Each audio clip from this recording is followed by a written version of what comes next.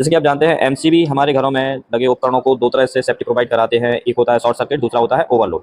अब short circuit पे तो कोई भी एमसीबी ट्रिप हो जाएगी, कितने भी एम्पियर की हो, क्योंकि शॉर्ट सर्किट में बहुत ज़्यादा एम्पियर में करंट बहता है।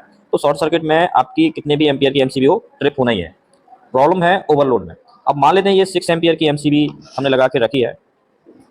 अब इसमें 6 एम्पियर के ऊपर जब करंट बहेगी तब जाके इस एमसीबी के लिए ओवरलोड होगा। ठीक है।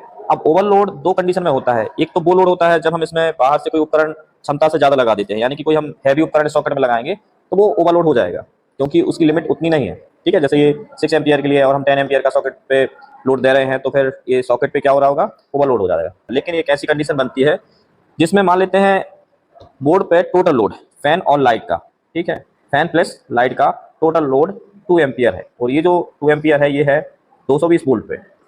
मान लेते हैं वोल्टेज इंक्रीज हो गया और ये 440 वोल्ट यानी कि 2 फेज का वोल्ट आ गया।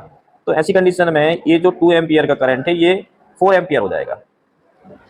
तो 4 एम्पियर पे भी ये एमसीबी ट्रिप नहीं होगी, और ऐसी कंडीशन में हमारे जितने भी उपकरण हैं वो सारे खराब हो जाएंगे। क्यों खराब हो जाएंगे? क्योंकि जो उपकरण हैं वो 220 वोल्ट के लिए बनाए गए हैं। ये मैक्सिमम 260 तक, और कुछ उपकरण होते हैं 270 तक सर्वाइव कर लेते हैं, लेकिन इसके बाद उपकरण खराब हो जाएंगे आपके।